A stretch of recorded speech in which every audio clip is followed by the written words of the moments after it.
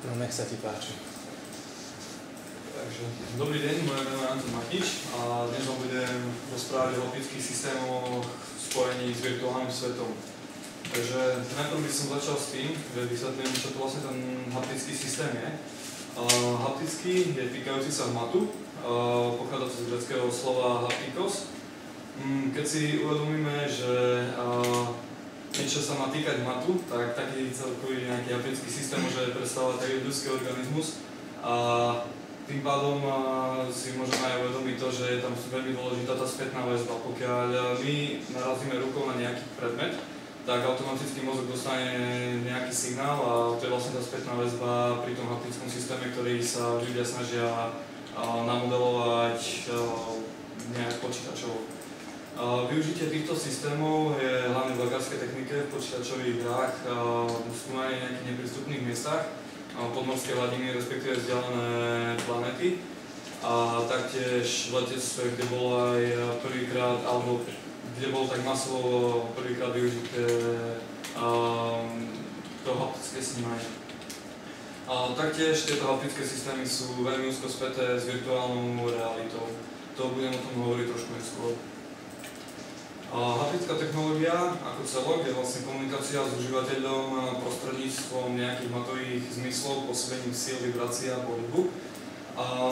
Tieto vibrácie, s tým sme sa mohli stretnúť napríklad aj pri nejakých maličkých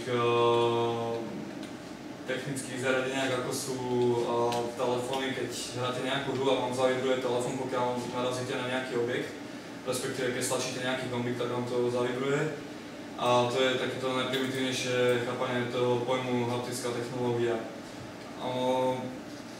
Čo som už predtým spomenul, keď bolo prvýkrát využívané tie haptické systémy pri tom letectve, tak tam sa vlastne využívajú tie servomechanizmy. Ešte v minulosti, alebo teda pokiaľ piloti riadili nejaké malé lietadlá, no tak cítili na riadiacich jednotkách vibráciu, pokiaľ sa dostali do turbulencie, respektíve do nejakých aerodynamických prúdov. No a vo veľkých lietadlách, ale toto celé cítenie tých vibrácií je potlačené nejakými regulačnými technikami. A to znemožňuje pilotovi cítiť, že čo sa vlastne v reáli v skutočnosti deje. Tým pádom boli tým lietadlám do riadiacich systémov primontované tzv. Tie stick shakery a pokiaľ sa dostane lietadlo do nejakých turbulencií, tak ten stick shaker sa roztrasie, aby ten pilot cítil aspoň ako takúto realitu vonkajšieho prostredia. Pokiaľ chceme rozprávať o virtuálnej realite a haptických systémoch, tak vlastne vždy tam ide o nejaký ten prenos signálu z nejakého vzdialenejšieho miesta na toho človeka. Nemusí to byť vždy tak, ale dosť často sa to tak využíva, tak preto som tu zaradil aj ten slide o teleoperátoroch, čo sú vlastne diaľkovo riadené systémy. A je to vlastne prenos, ako som už povedal, tých haptických podnetov človeku.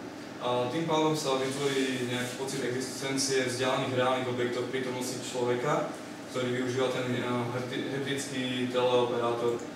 Sú to nejaké špeciálne joysticky, robotické ruky v medicíne, alebo celkovo, že ako keď sa na to pozeráme globálne, je to virtuálna realita v spojení s haptickými systémami. Konkrétne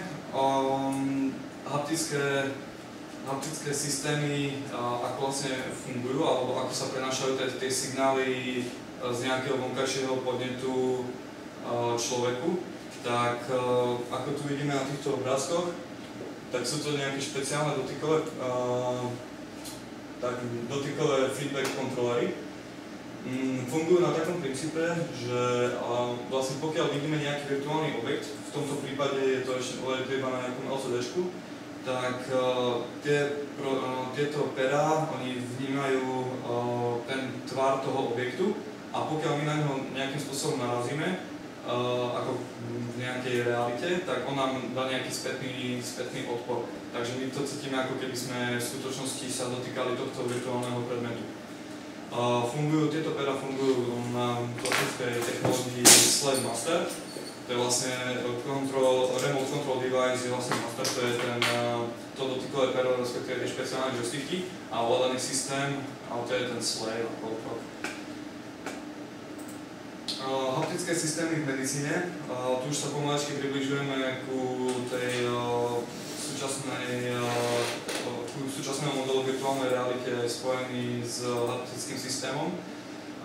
Bol vytvorený systém Virtual Haptic Bag na univerzite v Ohio, kde tvorcovia tohto systému sa snažili vytvoriť systém, kde študenti si dokážu na nejakom virtuálnom objekte odsimulovať diagnózy chrbtice. Tento systém bol vyvíjaný od prelomu minulého tisícročia a je vyvíjaný doteraz, akorát ešte nedostal podobu napríklad nejaké tie 3D videoprojekcie spojené s týmto haptickým systémom.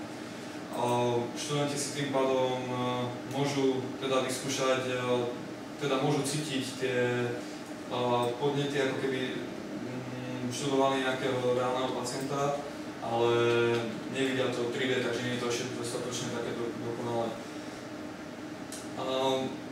Ďalej, keby som mohol pokračovať na tomto projekte, tak tiež je to z medikálneho hľadiska a tam už sa tvorcovia systému Meta Virtual Reality snažili vytvoriť nejakú 3D projekciu skúmaného objektu. Využili komponenty HDT panel, HAL, SOLED, zrkadlo, to je vlastne zrkadlo, ktoré je také polopriepustné, ako keby na to, jednoducho vidíme cez neho, ale je dostatočne reflexné na to, aby dokázalo nejakým spôsobom odrážať obraz. A dotykový spätnoväzobný ovládač, to bolo niečo, ako som spomínal predtým, tie joysticky alebo tie dotykové perá, ale je to trošku viacej vyladené. Snímajú taktiež polohy objektu prostredníctvom polohy hlavy užívateľa, to je kvôli tomu, aby keď vidia pred sebou ten 3D reálny objekt, tak aby sa dokázali pozrieť napríklad z boku alebo z iného uhla, nie len iba priamo spredu.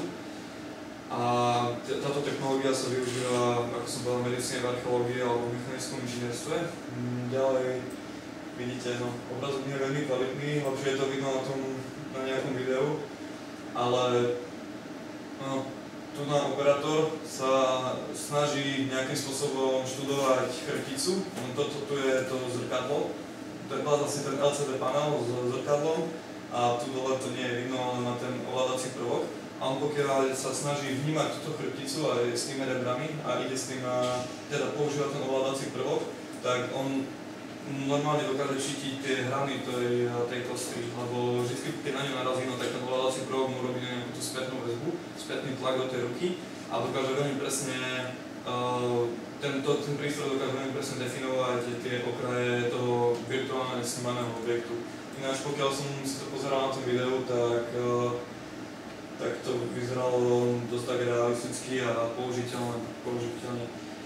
Spomenul som tu systém PARIS, ktorý bol predchodca tohto systému. On sa síce používa dodnes, lenže bol v porovnaní s týmto heads-up virtual reality, skratky HUVR, dosť nepresný, to znamená mal nízke rozlišenie pre použitie napríklad v lekárskej medicíne, bol o mnoho drahší, HUVR stojí $7,000 a ten systém PARIS stal okolo $100,000. Taktiež rozmery sú o mnoho kompaktnejšie, kde si môžete všimnúť, tu potrebujeme iba nejaký panel a máme ten celý systém v jednej miestnosti, pričom ten PARIS bol o mnoho väčší. Tak kvôli tomu sa vlastne tento systém viacej nejakým spôsobom využíva, alebo vkladajú sa do neho väčšie nádeje, že sa bude na ňom pracovať viac. Našiel som jeden taký špeciálny typ haptického systému spojení s virtuálnou realitou. Ide o i3 Space. Ide o ten nový prístup toho haptického systému vo virtuálnej realite, pretože predtým, pokiaľ sme mali nejaké tie joysticky, tak vždy sa držali nejak v rukách a iba konkrétne nám ten joystick vyvíjal nejakú spätnú silu do ruky, aby sme dokázali cítiť rozmer toho objektu. Ale v Japonskom národnom inštitúte IST vyvinuli také špeciálne čidlá na rukách, ktoré sa teda dávajú na končíky prstov a umožňuje ten pocit s virtuálnym objektom. To znamená, že pokiaľ máme pred sebou nejaký monitor s virtuálnym monitoringom virtuálneho objektu a my sa k nemu približujeme, a na ňo narazíme, tak vlastne to čidlo, teda ten prístroj na ruke nám vytvorí ako keby spätnú väzbu na dotykový senzor na prste, tým pádom my máme pocit, ako keby sme narazili na ten objekt. Tým pádom tento systém sleduje pohyb prstov v závislosti od virtuálneho objektu. To znamená, všetky možné sily, ktoré môžu vzniknúť pri narazení toho prstu na ten virtuálny objekt, tak berie do úvahy, že nie je to iba nejaké statické, ale je to dosť dynamický systém, ktorý sa v súčasnosti vyvíja. Takisto využíva head tracking kamery kvôli tomu, aby sa dokázalo pozerať na rôzne uhly toho virtuálneho objektu, aby sa vytvoril čo najreálnejší obraz tej virtuálnej realite, najreálnejší obraz vo virtuálnej realite.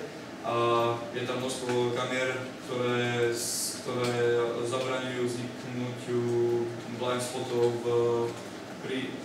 ktoré by mohol vytvoriť ten užívateľ pri používaní tohto systému.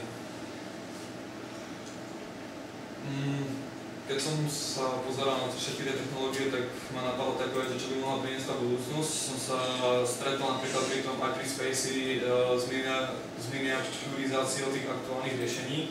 Oni vlastne spravili akurát to, že v minulosti niekedy, myslím, že v roku 2005 alebo 2007 vytvorili už takýto systém, že bol dosť veľký na to, aby sa dal využiť na vnímanie virtuálnej reality takýmto spôsobom. Oni to akurát miniaturizovali a dali to do tých moderných technológií, takže môže ten vývoj smerovať k vývoju nejakým exoskeletom, kde človek si na seba dá nejakú kombinézu alebo niečo a bude brutálne cítiť tú virtuálnu realitu, pokiaľ narazí na virtuálny objekt, ktorý bude cítiť na celom tele. No a potom už iba veľa otáznikov, že čo priniesie ďalej budúcnosť. Takže pokiaľ by ste si chceli pozrieť nejaké linky, z ktorých som čerpal, a ďakujem za pozornosť. Máte nejaké otázky?